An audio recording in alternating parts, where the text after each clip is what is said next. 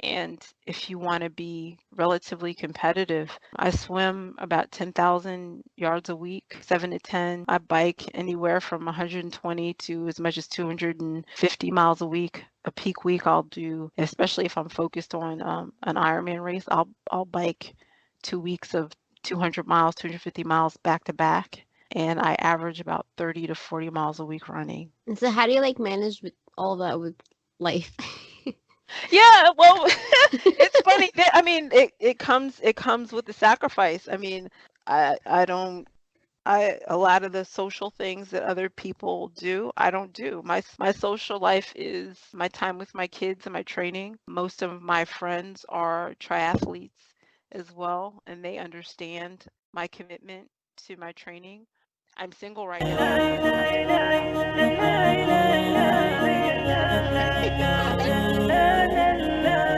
Welcome to the Purposeful Fitness with Coach Ola, where I dive in deeper into holistic health and fitness topics that would help you stay inspired, motivated, and dedicated to living a purposeful fit life while pursuing for the Akhirah.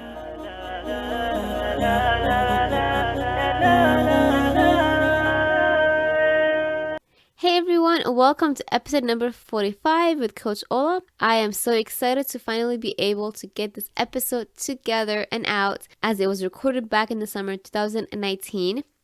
I'm so honored to have Khadijah on the show, who is a mother, a project manager, and a Team USA and a Silver Ironman all-world triathlete. Her mission is to promote a positive image of Muslim women and Islam in general through sport.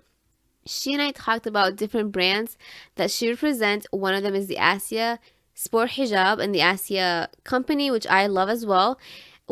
I mentioned myself that I ordered these swim hijab in the summer, which I have been swimming in and I love it. And so if you're looking for a swim hijab, Aisha got you covered. So without further ado, this episode we talked about her first triathlon, how to go about it, her experience as a Muslim woman in hijab, how sometimes it can be a little bit difficult. We also talked about her time management, how she is able to do it all at once, and of course, much more.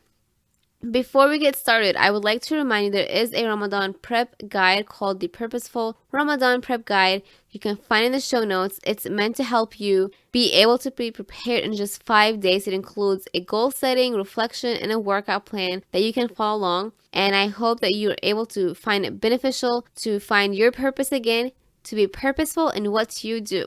Without further ado, let's welcome our guest for today. Hey, Assalamu alaikum, Khadijah. Welcome to the show. How are you today? Walaikum salam, alhamdulillah, fine, fine. How are you? Alhamdulillah, and I'm super excited as before we talked the recording about your training, so I cannot wait to get and dive in deeper. Dive in, get it? Swimming, dive. Oh my gosh. But I'm So bump. I know. Well, I just came from the pool, so that's even funnier. So, Khadijah, would you please tell us about yourself and what you currently do? I am first of all, a Muslima. I'm a mom. I am a mother of 10. I have three adopted children and three, I hate to say adopted, I say gifted, but people always ask what the gifted is. And I have seven biological children. I am an engineer by education and I work as a project manager at a local energy company. MashaAllah, tabarakallah. How do you do all of this? No, that's mashallah. Like that's like life goals right there. And about adopting kids, like that's actually one of my friends and I were talking about it, and we said if we never get kids, we're gonna adopt kids. And there's so many kids out there that need Yes. Yeah. a family. There's kids out there that, they want to stay together and maybe social services is going to separate them. These children just happen to come into my life and I love them to death. Even when we're together, we don't differentiate between the biological and the non-biological. They're my children. Yeah, So, that actually inspired me a lot because first of all, number one, there are women out there who cannot get married or not cannot, but like are not married, so maybe they want children and there's an opportunity. Number two, there are people who I've talked to or know that have a hard time like actually, with the whole pregnancy fertility yeah. thing. And then three, the process is of itself a bit difficult. So I know that's not like the topic for today, but do you want to briefly talk? Because in the USA, it's probably different than like other place in the world. Mhm. So how is the process to adopt children? Well, this wasn't like a formal adoption through an agency or anything. I knew the family, I knew the kids, and they just ended up staying with me. They called me mom or Sister Khadijah or Mom Khadijah, and they just, grew up and graduated from high school with me. And it's funny, the oldest of the three, he's actually more protective of me than all my children. That's so sweet. Yeah, Hassan is, yeah, they're special kids, and the gift was for me. Everybody's like, "Oh, that's so nice of you." And this, no, no, no, the gift was mine. The gift was Melo, mine. yes, and Melo bless all of them. I mean, Europe. And so tell us on your first triathlon. When was your first ever try? Oh, that's easy. It was May 2012. It was the Iron Girl Triathlon in Lake Lanier, Georgia, and I did it as part of an initiative for the sorority that I belong to, Gamma Gamma Chi Sorority Incorporated. I was doing a health initiative, and I figured because I'm a lifelong swimmer. I've been swimming since I was a kid. I don't remember not swimming, and I ran track in college. That a triathlon would be easy. And halfway through the bike, I was questioning my sanity and all my life choices. That is so cool. We're like even more related now. First of all, my ever first half marathon was in 2012. My second one is on this coming Sunday. And let's see. Swimming since a young kid, yes. And yeah, that's so cool. Oh my gosh. So how did you feel or how did it feel to have completed the first one? Oh, it was exciting. It was way harder than I thought it would be. I remember my father-in-law saying, "Oh dear God," as I was running up to the finish line. But it was funny because he asked me, when's the next one? That was the first thing he asked me when I crossed the line because he could tell how much I liked it. It was exciting. It was just a sprint, but it was a huge challenge for me. So I That's came in so third to last. mashallah. No, like I did the mini one. So it's like a George Mason inside. So I did like the inside swimming and then to the bike and then treadmill running, which isn't really running. It is running, but you know how it is on the treadmill. We call it treadmill sometimes. Being on the treadmill sometimes, and I mean, you have to. It's Yeah, a yeah. schedule. Yeah. But I like how runners sometimes call it treadmill because it does feel like dread. Yeah, it um, can be mind numbing, but it makes you strong. And I use it to help with pacing, especially if it's going to be a flat course. It forces you to maintain a certain cadence. So it has its place. right. And then, do you want to talk about how it's important to keep the elevation up? Just as a little reminder for the listeners. Or do you keep your elevation up or do you keep it like at 0? Well, I don't keep it at 0 because you get shin splints like that. If you Right. want to simulate running flat, you keep it at like about 0.5. But what I'll do is I have a treadmill you can actually program in courses, so it'll go up and down based on the course. That's good. Yeah, I just Yeah. want to make sure that our listeners understand that how important it is to keep it at a high elevated elevation for Yeah. injury prevention. So, for people who might be like me, beginners to new triathlon training, what recommendations can you share to help in the training process? I think the main thing is when you get started is a lot of people go overboard. Yeah, and you can injure yourself if you're going from 0 to 100 too quickly. A lot of people see triathletes just going super fast, and or because they've just heard of somebody, they think that they're this phenom, and then overnight, they were doing triathlons and going crazy fast. Most triathletes, even the young ones, if you speak to them, they've been doing triathlon 10, 15 years by the time they're 30 because it's something that you progress at slowly and you're going to have good years and bad years. The main thing is consistency and to focus on your weakness. I'm a weak, believe it or not, I'm a weak runner. Even though I ran track, I can run 1 mile really fast. Oh my gosh, that's what it is. The Yeah. track. I did track and field in high school too. Sorry, continue. No hurry. But so I stay running. Everybody asks me, Me "Oh, we too, see you me out here too. running," but I run 6 days a week because that's my weakness. MashaAllah. My pace is actually not that. I'm in a running group with like Mhm. mom in this town, and I feel so slow compared to the ladies. Like their pace is like 9, 10, or like even faster than that. And here I am like 13, 14, 15. I feel like a turtle sometimes. Yeah, but you just it's funny. There's a friend of mine, a lady who trains in Atlanta. She wears a Ninja Turtle helmet. She calls herself the Turtle. She loves turtles, but I think her last 70.3, she did it in 4 hours and change. But she understands that consistency through each of the disciplines, not necessarily being blazing fast at any one point, is what gets you to the finish line as quickly as possible. Yeah. And So. I was laughing in the beginning when you mentioned people overboard with their training. I Mhm. just remember your stats on Facebook where you mentioned people like carb load before a 5K race. Oh yeah. Yeah, this was a lady at work. It was funny, and I was I was compassionate to the fact she was trying to just make general conversation. A lot of the people at work are really nice about, asking me about my racing and how things are going. And I did the Atlanta road relays, the Atlanta Muslim Running Club. I've run with them the past 2 years, and I was like, oh yeah, it's a road relay, and it's just a 5K. She's like, oh, so I guess you're carb loading today. I was like, well, no, not too much for So yeah, funny. yeah, but Actually, I was laughing because I was eating pasta that day. I was like, okay, here I am like eating pasta, loading up myself, and then I'm feeling guilty. yeah. Oh my gosh. Well, for the intermediate and advanced athletes, then, what are your recommendations for training? I think as you get more serious, and this is one of the things that I've had to work on, is don't neglect your strength training. I know as you start wanting to do maybe longer distances or just do the shorter distances much faster, you really can't neglect your strength training. Last year I neglected it a lot because I had a shoulder injury, and my it showed in my results. I had qualified for a lot of big races, but I couldn't perform the way I wanted to because I just didn't have the strength training under my belt. And this year I've been able to get back on my strength training, and my results they're creeping back to where I feel like they should be.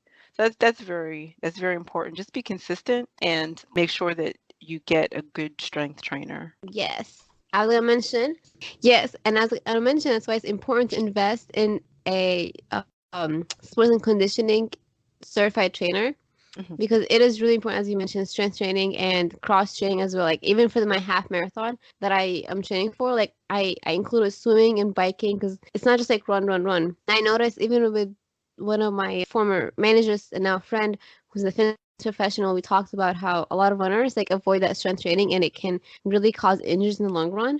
Yeah, So it is those super important. those repetitive motion injuries will get you, and that's one of the great things about triathlon. Your training is cross training. Mm-hmm. When I had my shoulder injury, I couldn't ride an arrow position, but I could ride my road bike, and I did more running, and I did a lot of kick drills and stuff like that. I couldn't do butterfly. I couldn't do any pulling with paddles or anything like that. So that's the good thing about triathlon. If you can't work on one, you can work on the other. When I had my plantar fasciitis, I was a biking fool. So it's just. Yeah. But how's your body now? Like, is it all shoulder, feet? Yeah, my shoulder is feeling great. I've been, like I said, doing the strength training. I've been doing the physical therapy, and my shoulder feels really good. I've hardly had any pain. I still can't sprint on my swims, but I only had one sprint triathlon this year. That was the Try to Beat Cancer that I just did 2 weeks ago, and the rest of them are longer races. So sprinting's not an issue. I don't really need to sprint. Nationals, there's a quick 100 meters to the first buoy where I probably want to sprint, but I'm not gonna worry about it. So that makes me want to ask you a question about, as you mentioned, like a sprint triathlon. Do you mind if you can tell us what different types of triathlons are out there? Because I know, for example, you mentioned the sprint triathlon. Mhm. I also know there's one that's local. It's like a not a mini, but it's like a smaller version. So there are different distances out there. So before we Yeah. dive, yeah, let's talk about triathlon in general. So So there are a plethora of different distances. You have your super sprint, which is usually about 2 to 300 meter swim, maybe a 10-mile bike, and anywhere from 2 mile to 3 mile run. You have your sprint, which is generally anywhere from a 500 meter, maybe 400 meter to a 750 meter swim, 15-mile bike, and a 5K run. Olympic distance, which is what most people see on TV and what they associate with triathlon. And that is a 1,500 meter swim, a 40K bike, which is about 25 miles, and a 10K run, 6.2-mile run. The distance that I specialize in is the half Ironman, or the 70.3. It's a 1.2-mile swim, 56-mile bike, and a half marathon. ITU long course, which is the distance that I do when I'm representing the United States on the US team. That is a 3,000 meter swim. It's basically 3 times the Olympic distance, 3,000 meter swim, a 75-mile bike, and 18.6-mile run. And then of course you have the Ironman, which is 2.4-mile swim, 112-mile bike, and a full marathon. And I've competed at all of those distances. Mashallah, my eyes are like wide open, like, girl, how do you do this? So tell us about your training and how you train, because before we record this interview, you told me you still have to do more training. So tell us a little bit about if somebody wants to dive into it, how much time it takes to train. Well, depending on the distance that you're doing and how competitive you want to be, most competitive triathletes train anywhere from 10 to as much as 20 hours a week in their peak weeks. Professional triathletes, they're probably training anywhere from 15 to 30 hours a week. So it's a huge commitment, especially if you want to do the longer distances and if you want to be relatively competitive. I swim about 10,000 yards a week, 7 to 10. I bike anywhere from 120 to as much as 250 miles a week. A peak week I'll do, especially if I'm focused on an Ironman race, I'll bike 2 weeks of 200 miles, 250 miles back to back. And I average about 30 to 40 miles a week running. And so how do you manage with all that with life? Yeah, well, it's funny. I mean, it comes with the sacrifice. I mean, I don't a lot of the social things that other people do, I don't do. My social life is my time with my kids and my training. Most of my friends are triathletes as well, and they understand my commitment to my training. I'm single right now, so I really don't have to worry about a husband or a mate getting upset with me. So that's actually a good thing. But it's a huge commitment, and most of the people who are successful, their partners are triathletes or runners or some type of endurance athlete, or they're just truly supportive. Like I have one of my friends, a younger gentleman, he's into marathon running. His wife doesn't run, but she's super supportive and she's always there for him. And my friend, the one I was telling you about, she has the Ninja Turtle helmet. I know her husband runs sometimes, but he's not into triathlon like that, but they love traveling together to the races. Takes amazing photos. I have some photos that he took when we raced in Havana that people still, can we grab this one, because he loves to photograph her racing, and she's an amazing athlete. So that's so cool. And I remember talking to another triathlete. She mentioned, because she's also an entrepreneur, a fitness professional, runs her own studio and try training. And so she mentions nap time is a must in her schedule. So that's one of her ways in keeping her body physically. Yeah, sleep is important. I don't always get as much as I should. I just can't because of my schedule. But sleep is important, and there's certain times in your training when you have to recognize that missing that workout is less important than getting a couple hours. And I'm fortunate too. My best friend, she actually was my run coach for a number of years. That's how we met. Sometimes my kids love her to death. She actually keeps them.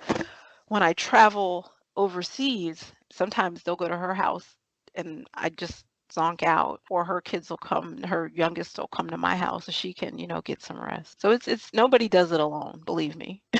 Oh, yes, for sure. And I have so many more questions added to the list now. So, about diet, what is your diet? And, obviously, as a Muslim, with Ramadan training, how do you do all of this? What do you usually have for lunch, breakfast, and all of it? I've changed my diet a little bit this year, partially because of the government shutdown and the FDA and the whole meat. So I eat a lot less meat than I used to. If I don't see it killed, I'm probably not going to eat it. But I like Caribbean food, so we eat a lot of rice, beans. My kids love greens. I pretty much eat a standard diet for lunch because it's kind of hectic sometimes at my job because I want to come in, get things done, make sure everything's prepared, and then leave.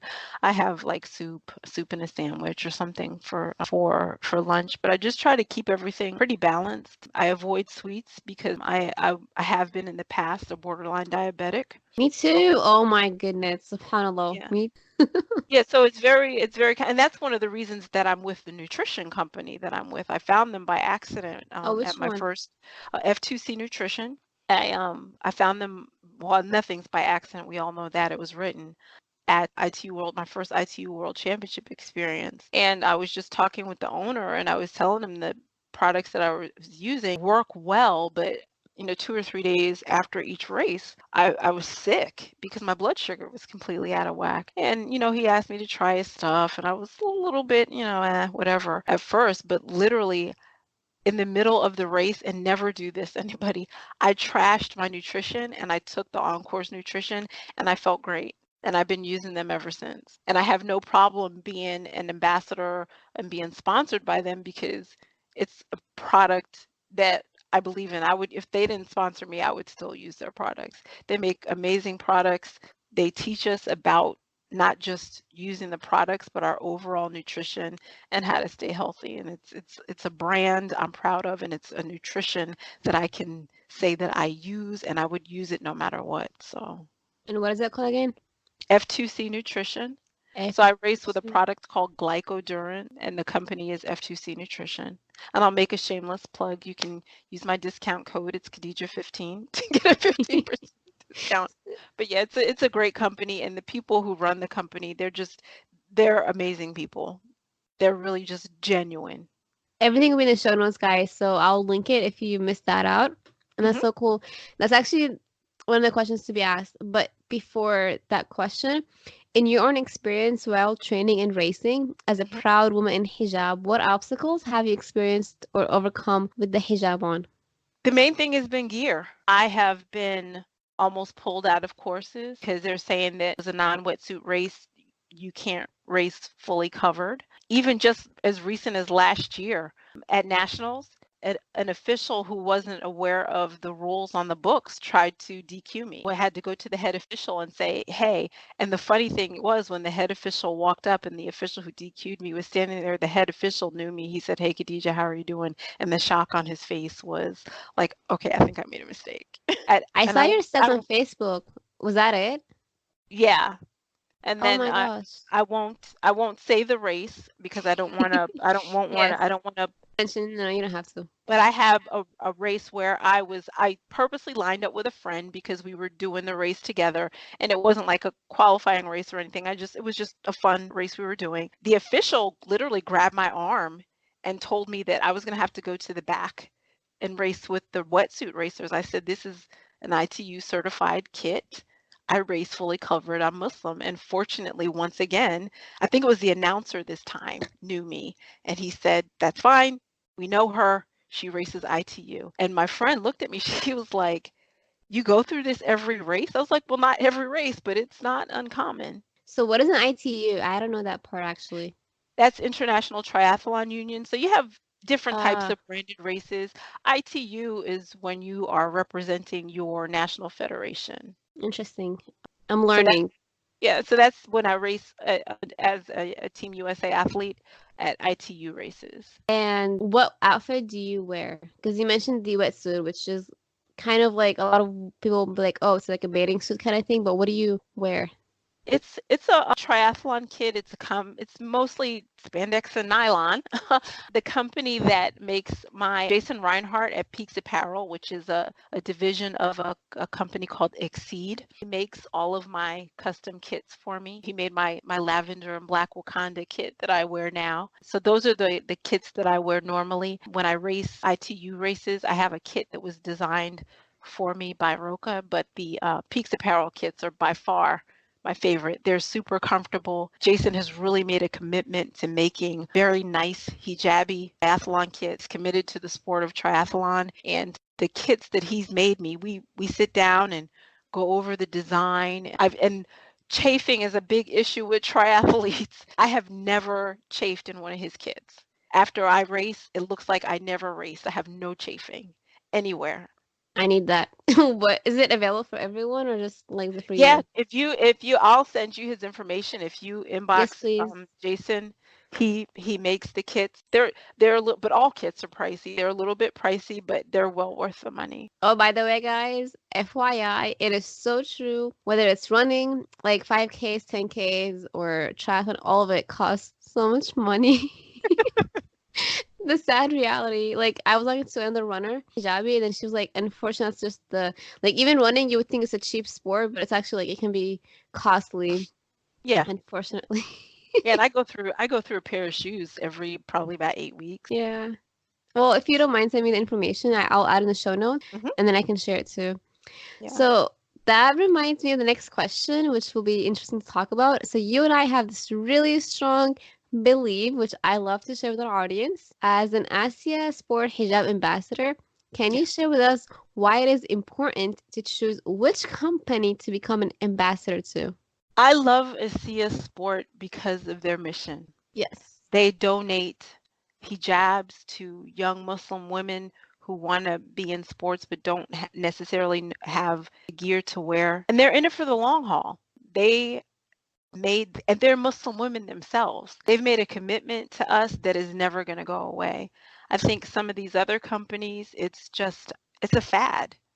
Yep. It's something to, and the funny thing is, I did a hijab review with Runner's World. And the funny thing was, and I explained to her at the beginning, I said, look, I'm going to tell you right now, starting this year, I'm going to be wearing Asiya hijabs. I'm biased, but I went into it with an open mind because some of the hijabs I'd never worn before, even the athletes who were sponsored by other people, whether they said it online or live or not, they all said that Asiya hijab was the best. So not only are they committed to us, they make the best product out there.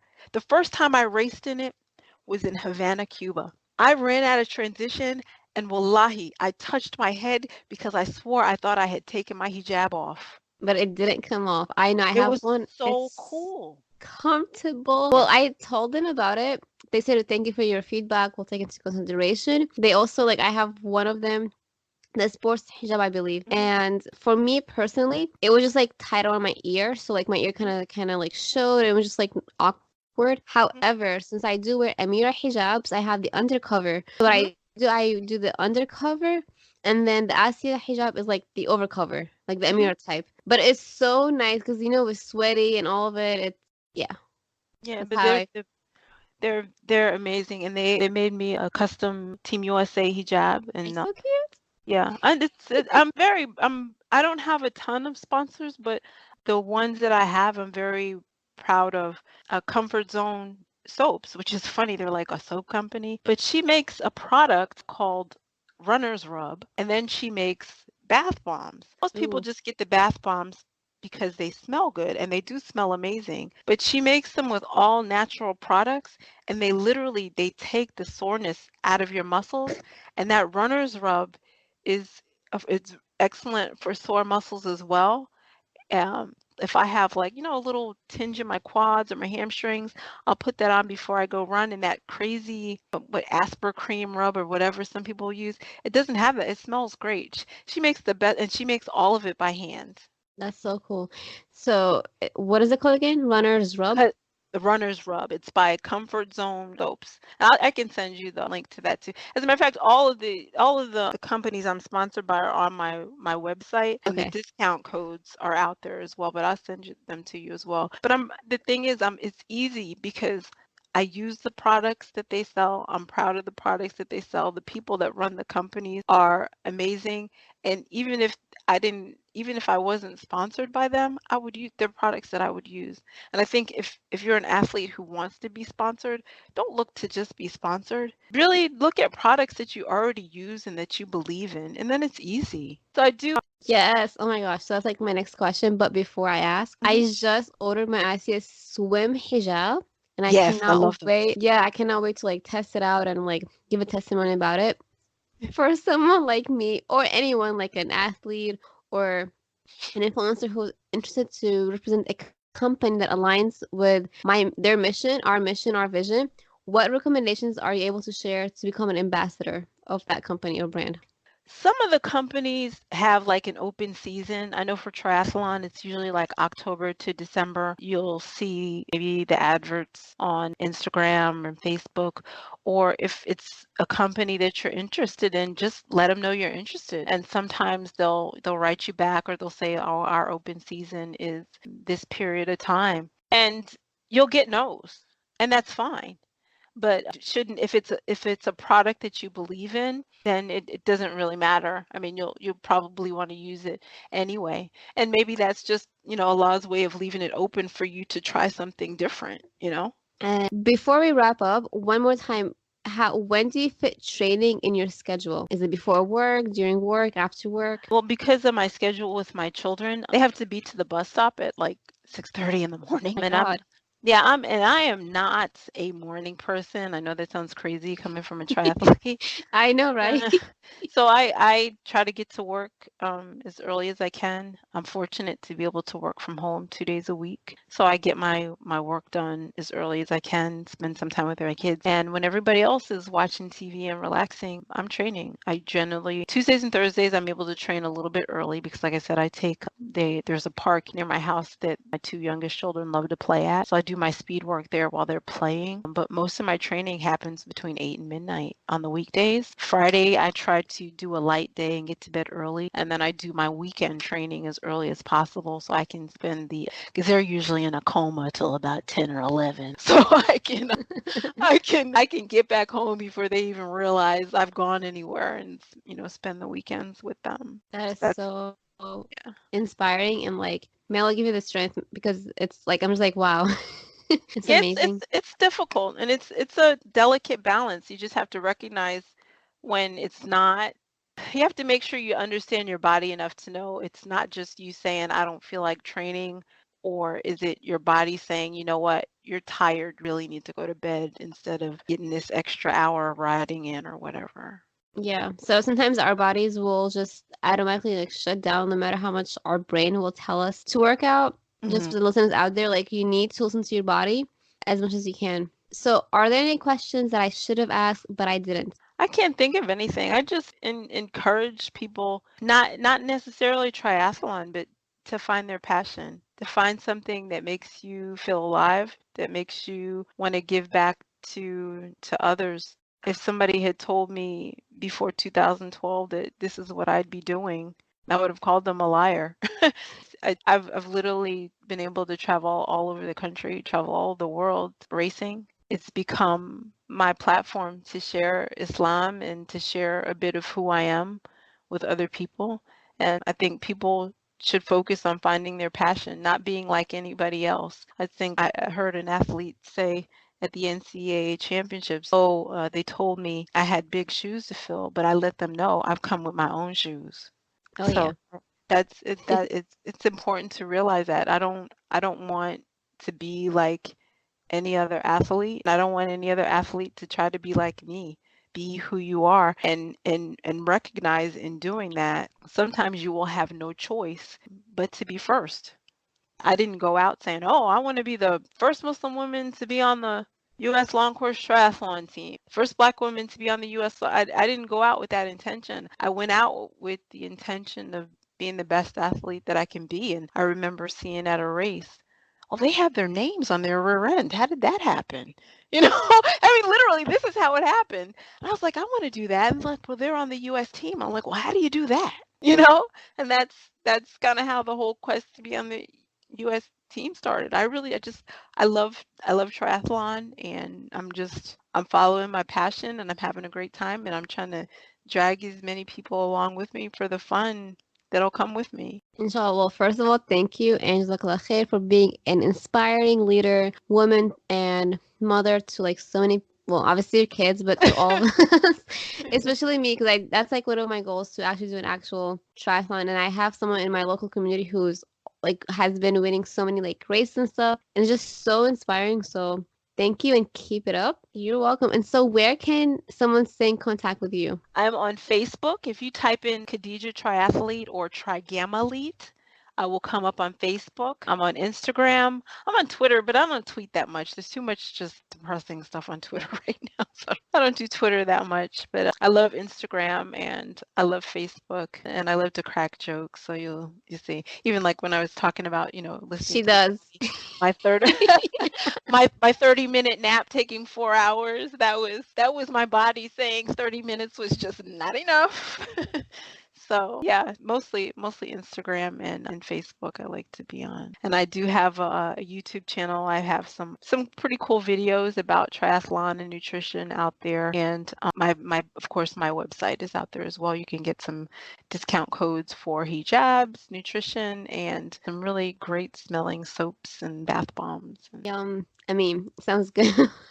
Yeah, and she has a new a chocolate soap, and I What? Oh know my how gosh. meticulous she is. I know her whole house smells like fudge. I know That it. is so cool. You guys don't forget to tag us on social media, Be Fit for Akhira and Khadijah Triathlete. And Khadijah, one last question. Do you actually take people like clients or people who are interested to like improve their training?